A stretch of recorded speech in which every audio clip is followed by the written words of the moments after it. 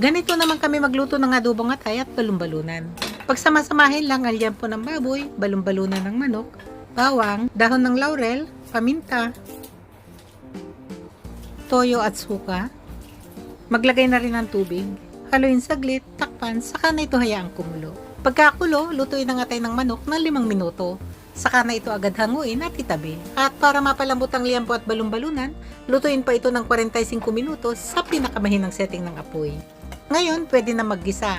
Pag mainit na mantika, igisa ang bawang hanggang sa mapalabas ng amoy nito.